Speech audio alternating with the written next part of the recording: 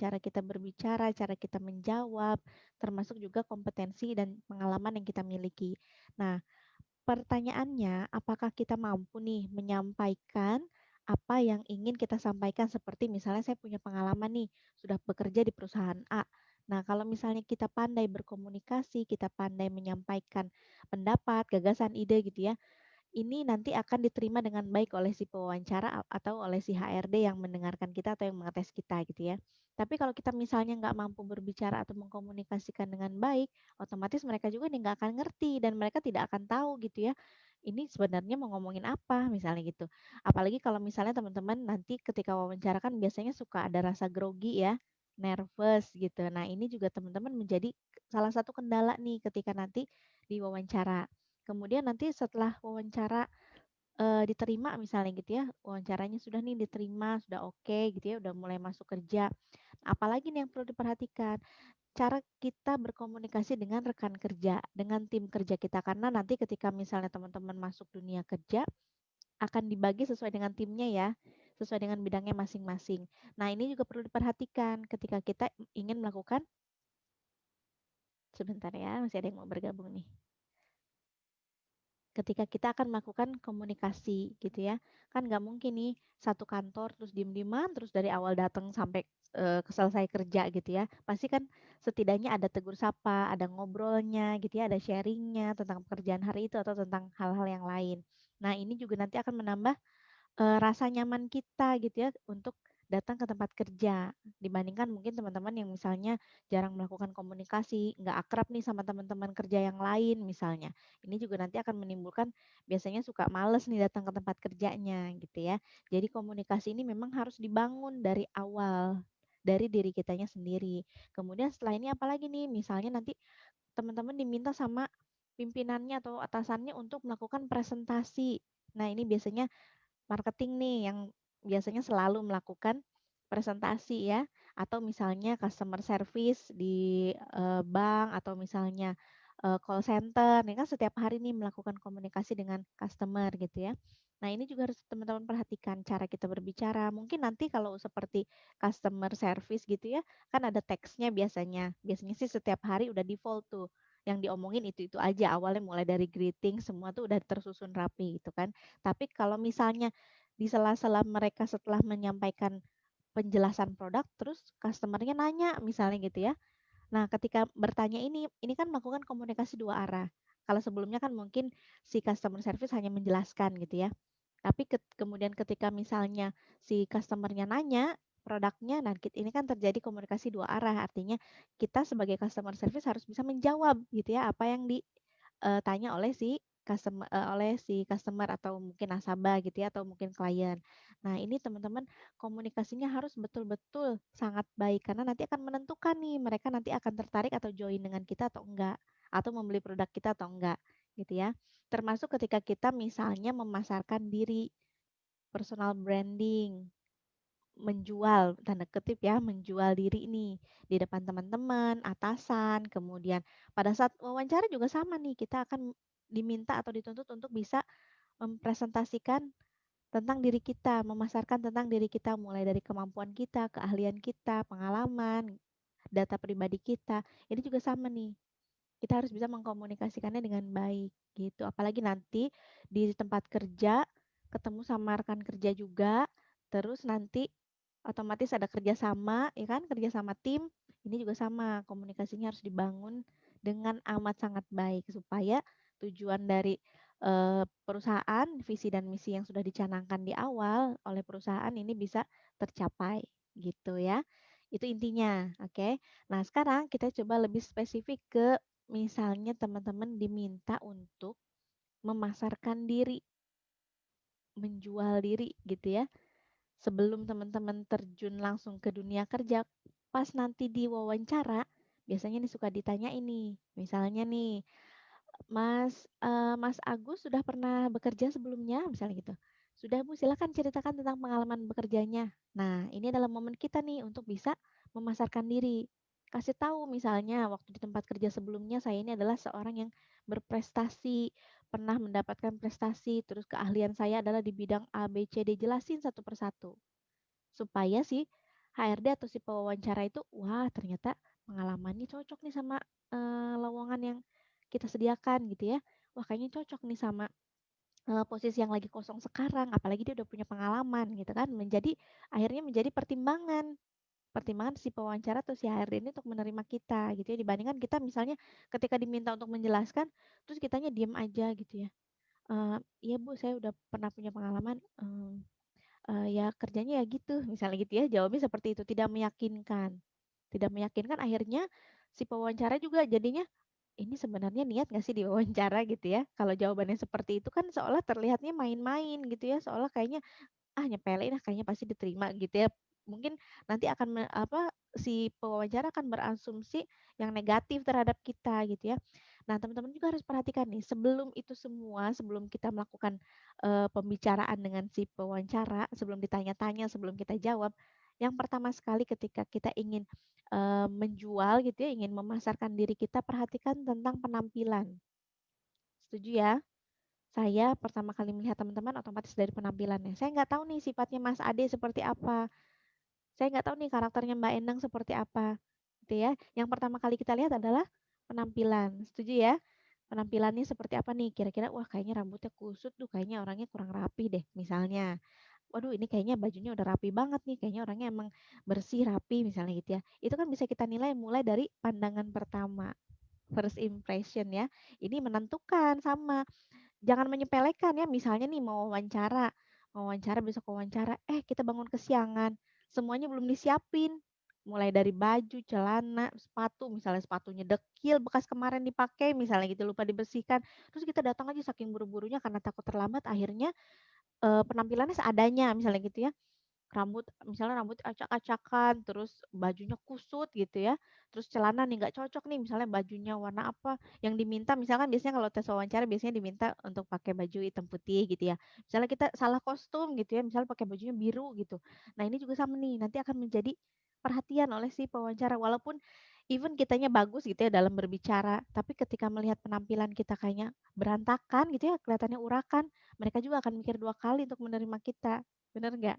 Jadi penampilan nih teman-teman harus perhatikan betul ya. Terus perhatikan juga misalnya lagi ngomong nih, lagi pas bicara, perhatikan nih kebersihan gigi kita ya, jangan sampai ada cabai-cabai lah ya. Nah, itu juga sama tuh. Sepele terlihatnya tapi memang itu penting ya. Coba bayangin kalau misalnya kita lagi ngomong sama orang terus ada yang nyempil-nyempil di giginya kan ganggu ya. Orang juga ngelihatnya kayaknya, "Ih, jorok banget sih," gitu. Nah, jangan sampai ini terjadi, apalagi nanti pada saat wawancara. Jadi pastikan semuanya dari ujung rambut sampai ujung kaki, semuanya sempurna, bersih, rapi gitu ya. Kalau bisa wangi, ya kan? Jadi mereka juga seneng ngelihat kita kalau misalnya kitanya berpenampilan dengan baik dan juga maksimal. Berarti kelihatan nih, wah kayaknya emang niat banget nih, gitu. Kemudian jangan lupa nih setelah penampilan udah oke, teman-teman harus bangun rasa percaya dirinya. Penting nggak percaya diri? Penting banget ya. Kalau aduh saya orangnya minderan, kalau apalagi ketemu orang baru, aduh saya tuh malu misalnya gitu ya.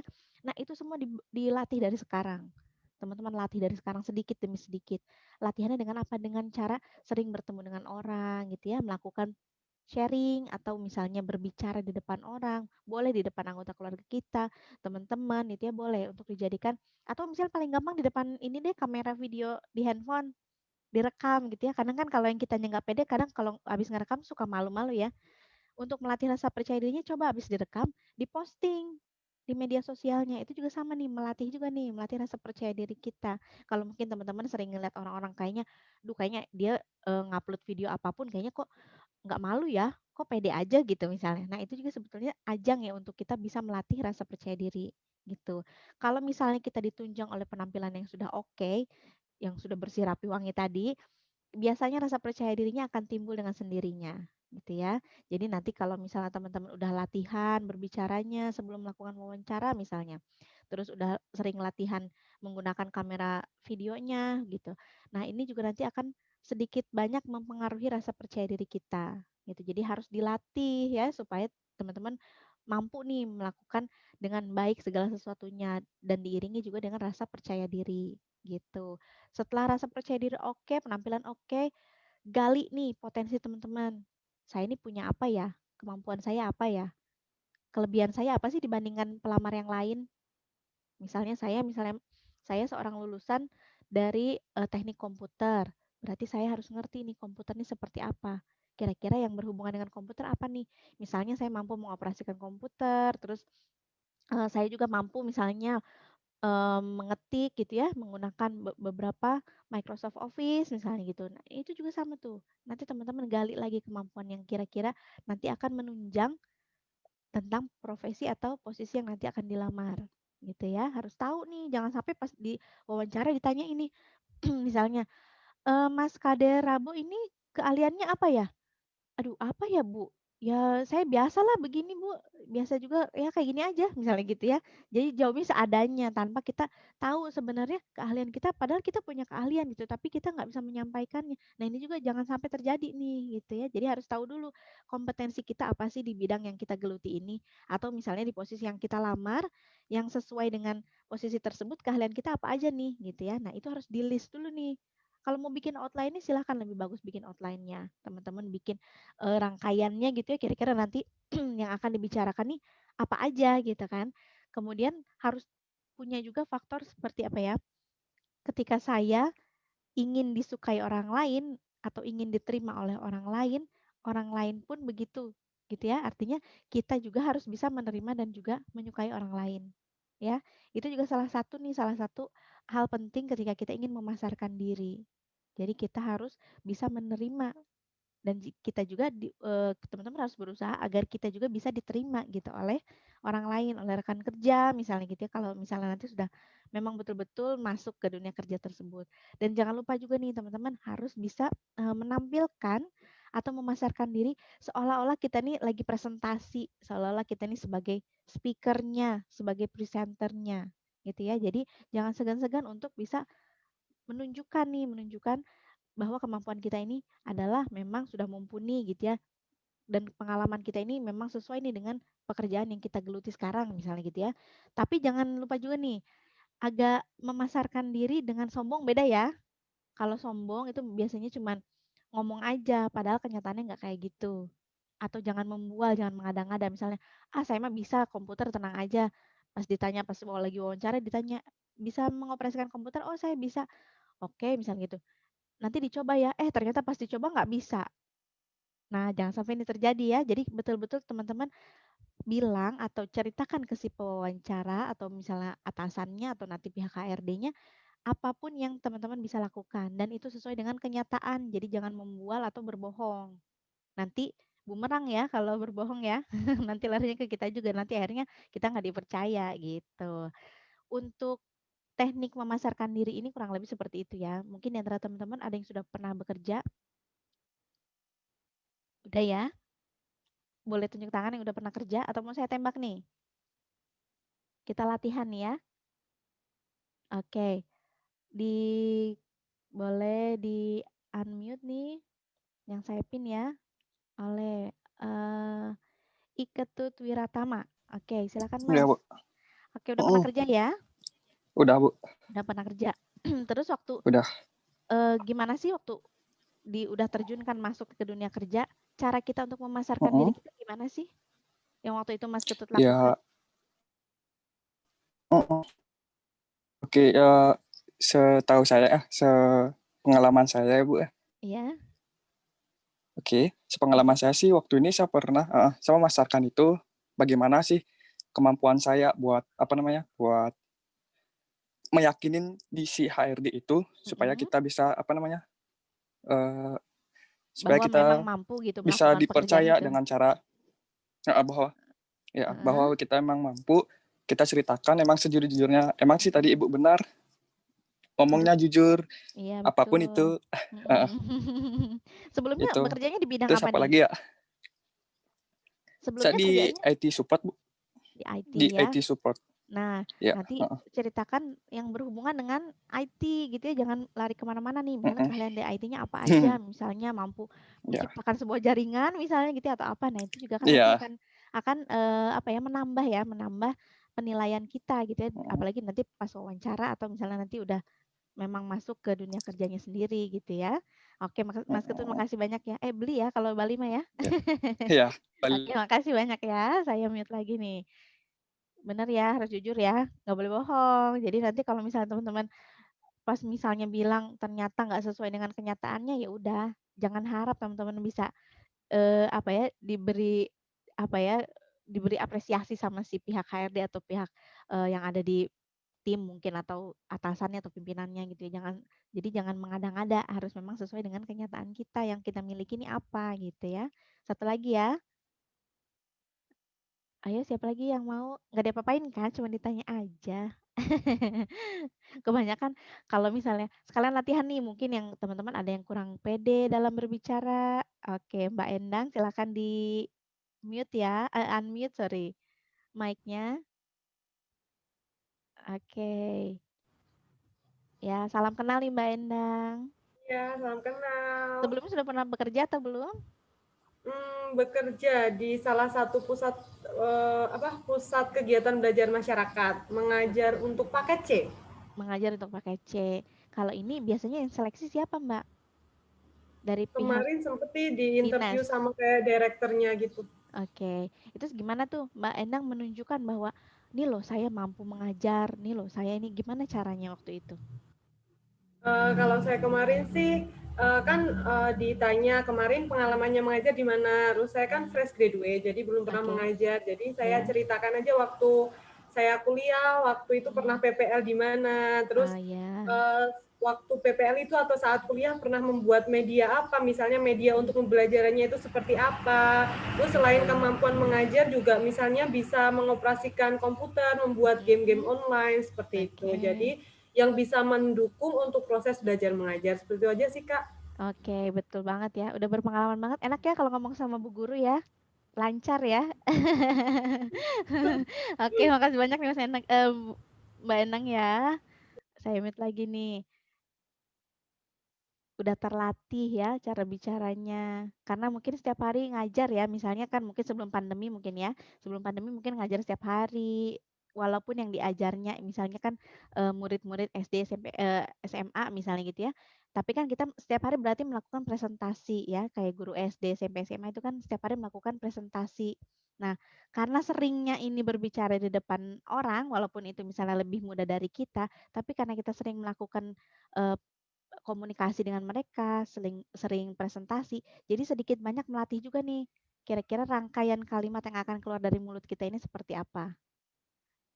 Termasuk nanti ketika teman-teman wawancara nih, misalnya teman-teman mau ngomong nih, saya ini orangnya disiplin, saya ini jujur, saya ini tepat waktu, saya ini pekerja keras misalnya. Kalau teman-teman bisa merangkai kata-kata tersebut dengan indah, dengan bagus gitu ya, otomatis kan nanti si pewawancaranya juga tertarik ya sama kita. Tapi ketika misalnya cuma bilangnya gini, saya orangnya jujur Bu, saya juga, saya, pekerja keras, saya disiplin sih Bu, saya juga orangnya, misalnya gitu ya. Kira-kira kalau cara kita bicara seperti itu meyakinkan nggak? Enggak ya? Si pewawancara pasti mikir 2 kali, "Ini sebenarnya niat kerja nggak ya? Ini niat diwawancarain nggak sih? Dia ngelamarnya benar-benar emang butuh pekerjaan atau enggak sih?" Gitu ya. Jadi akhirnya nanti bertanya-tanya si pewawancaranya. Tapi lain halnya misalnya dengan jawaban yang seperti ini misalnya, saya adalah Lydia, saya adalah seorang pekerja keras walaupun saya baru fresh graduate atau saya baru lulus, tapi saya memiliki keahlian di bidang A, B, C, D.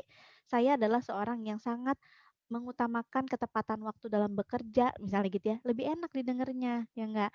Lebih enak dan terlihatnya seperti profesional, meyakinkan. Jadi si pewawancara juga kayaknya, wah ini kayaknya oke juga nih gitu ya kan. Apalagi teman-teman yang nanti ingin atau berniat mau masuk dunia marketing. Nah ini harus diperhatikan baik-baik nih cara kita berkomunikasi supaya nanti bisa menyampaikan dengan baik gitu ya.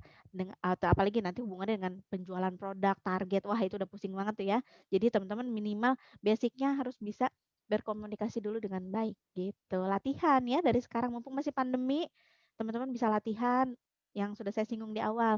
Boleh sharing dengan teman atau keluarga atau misalnya boleh juga direkam pakai kamera videonya. Silahkan latihan dengan cara apapun yang penting bisa menambah nih. Jadi percuma kalau ilmunya udah banyak terus nggak dilatih.